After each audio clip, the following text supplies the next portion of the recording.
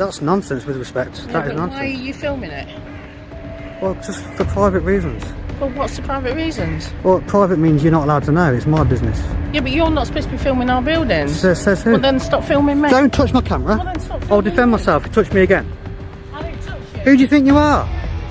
Who do you think you are? Get back to work. Who the fuck do you think you are? Get back to work. Tell you what, you can film me, I can film you then. Yeah, go ahead. Touch my camera again, you'll be in big trouble. Oh, will I? Why? What are you going to do? You'll see. Oh, right, we'll see, will we? Yeah. I thought I told you to get back to work anyway. What's got to do with you? You should be filming. What law am Come on. What law am I It's breaking? on your bike. What law am I breaking? Welcome back to Operation Audit, where we examine police encounters, expose misconduct, defend public rights, and promote accountability.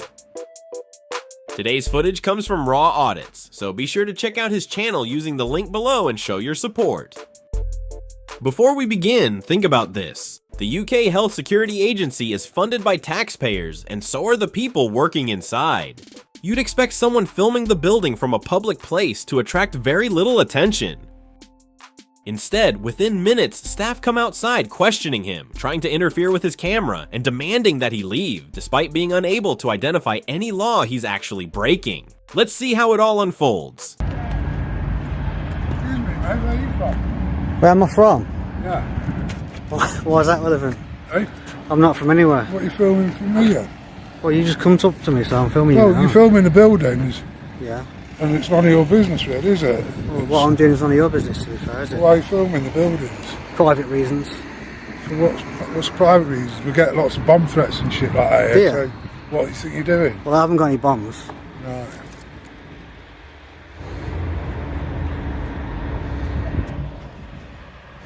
Take your face mask off. Stop telling me what to do. Who do you think you are? None of your business if you're telling me who you are. Right, well, bugger off then. Excuse me, See you later. be a bit more polite. See you later. You're not polite Don't to me. tell me what to do. You weren't polite to me. I wasn't polite for you. I You were. didn't tell you to bugger off. No, you were. I just said, where are you from? That was all I said. And I said what? I said, you I'm were from going to tell nowhere. me. I'm from nowhere. Yeah, see you later. The first thing to notice is how the employee approaches the situation. There's no polite greeting or offer to help. Instead, the opening question is, where are you from? That's worth thinking about because it has no legal relevance in this situation. A person standing in public isn't required to explain their background or nationality to a stranger. When the auditor points that out, the conversation quickly changes direction.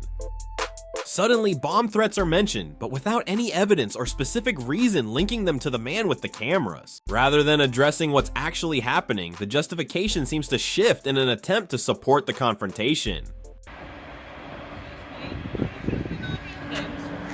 Just private reasons. Yeah, but you're not supposed to be on our property. Am I on your property now? You're still filming our buildings. Yeah, well, I'm in public, aren't I? No. This is not a filming our This is not a building. public footpath here. No. That's nonsense with respect. Yeah, That is but nonsense. why are you filming it?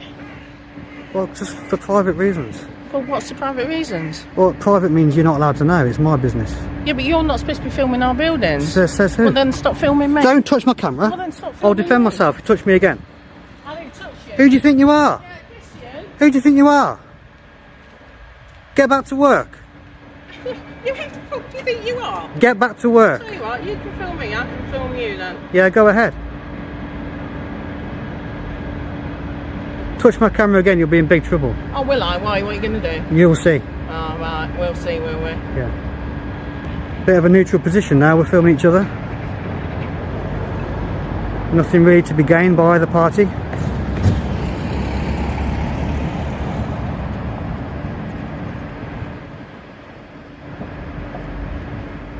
So, say again for the camera then, why are you filming so I can pass it to my employers?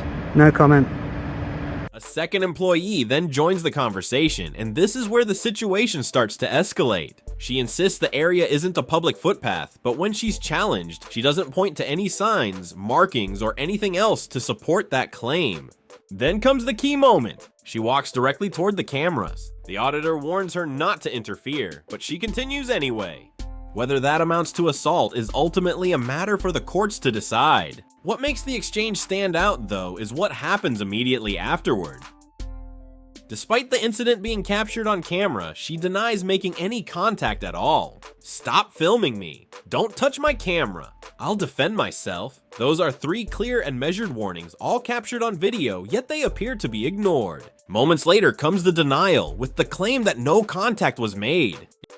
If this incident ever goes any further, that footage is likely to be a key piece of evidence. In England, interfering with another person's belongings without permission can carry legal consequences depending on exactly what happened and the intent behind it. That's why the recording matters so much. Cameras don't rely on memory or conflicting accounts. They simply capture what took place, making the footage one of the most important witnesses in this entire encounter. Yeah, it's public access. Sorry? It's public access. No, you're on our property. No, it's public filming. access. Public access. No, it's not public access. You're on our property. I thought I told you to get back to work anyway. Well, what's it got to do with you? You shouldn't be filming. What law am Come on. what law am I It's on breaking? your bike. What law am I breaking? It doesn't matter. Why are you Well, filming? if I'm not breaking a law, then Why are you filming? for private reasons. But you're on our property now. It's This paid is for not by the public. access. It's It a- doesn't matter.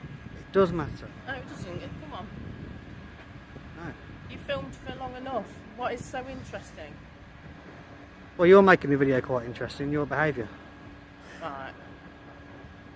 If everyone just left me alone, I'd probably be gone by now. Pay close attention to this part because the auditor asks the question that cuts straight through the whole argument. What law am I breaking? It's a simple question and it should be easy to answer if there is a genuine issue, but the employee can't give one.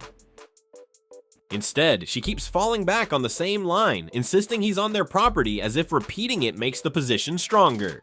The auditor then asks the obvious follow-up, if no law is being broken, why are you out here confronting me? That's not being difficult, that's basic reasoning. And in this moment, that reasoning completely exposes how weak the complaint really is. Where are CB security services anyway when you need them? Sorry? Where are CB security services limited? What's it got to do with you? Oh, fair point. Just wondered. Gotta say, your attitude is a disgrace. Sorry, my attitude's what? Is a disgrace. Oh, is it? Yeah. Just how you treat a member of the public. I'll be requesting a copy of that footage through GDPR. So make sure I you, want a copy of yours, you're not allowed it. That's the funny thing, you're not allowed it. Then you're not allowed mine. I am, 'cause it's on- private phone. Yeah, you're under GDPR though, you're at work. Doesn't matter. You don't know the law. Private phone. You don't know the It's my law. private phone. Educate yourself. You don't know the law. Go and educate yourself. You're on our property. Go and educate yourself and come back and talk to me after you've been educated. You haven't got a clue what you're doing. You don't know the law or anything. You're just hassling a member of the public for no reason. Haven't you got work to do?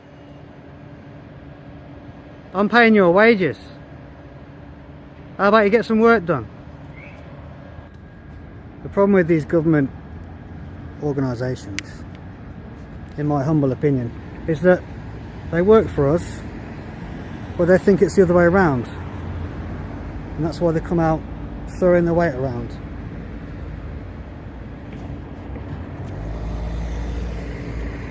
I'm going to attempt to have a grown-up discussion now with this woman about potentially leaving. So let's see how that goes. I'll try and be mature now. This next exchange really stands out.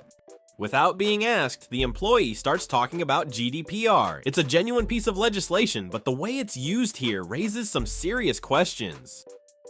The auditor is filming a public-facing employee during the course of their work, and he points out that the footage could amount to personal data that may be obtainable through a subject access request.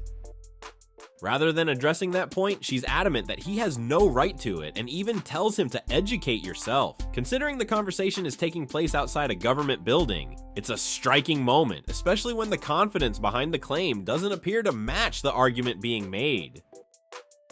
At this point, it's only fair to give the auditor some credit. Instead of continuing to push the confrontation, he pauses and reflects on his own comments, admitting that telling someone to get back to work may not have been the best approach. He then decides to reset the conversation, have a calm discussion, and, if possible, move on. That's not backing down. It's an attempt to handle the situation in good faith. The real question now is whether the employee is prepared to respond in the same constructive way after everything that's happened so far. Let's see what happens next. On our property. Okay, Go. I've just come to tell you that I'm thinking of going now, okay? I'm gonna go then. Okay, but I just want to say a couple of things, then I'll go, okay? If the I police... don't want you filming me. Well, if we're going to talk, you've got to be on camera. I just want to say a couple of things and I'll go. Go on then. Alright. If the police have been called, I'm going to wait for them, because if I wander off now and the police come out, they've got to then wander around looking for me, and that's wasting their time. So if they've been called, I'll wait. If you tell me they haven't been called, then I'm just going to head off. Yeah, can you stop saying my name? So is that fair enough or not? Yeah, okay. So have they been called or not? I'm not telling you. Well, I need to know, because if I wander off now, they've got to go and find me, haven't they? Do you see what I mean? I'm trying to be reasonable with you. Why can't you just tell me if they've been called or not? That's reasonable, isn't it? The auditor's proposal here is about as straightforward as it gets.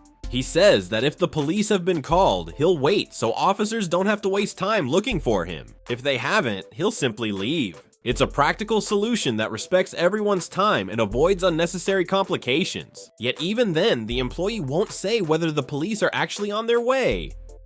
She refuses to give a simple answer that could have resolved the situation in seconds. By this stage, it's fair to ask who is really prolonging the encounter, because the footage speaks for itself without needing much explanation. We're coming up to 5 PM. As this is public sector, I'm expecting a mass exodus at dead on 5 o'clock. They'll be out that door like greyhounds. Well, credit where it's due, it's 5 o'clock on the dot. There's no stampede, I was wrong. No one's racing out the door dead on 5 o'clock. Unless of course they've forgotten to put their clocks forward. Maybe that's the only explanation. The woman who came out earlier and assaulted me is just the other side of the road. She's talking about me to someone on the phone. I think she's waiting for me to point the camera in her direction. I think she would love that. So I'm not going to do it. I'm not going to give her what she wants.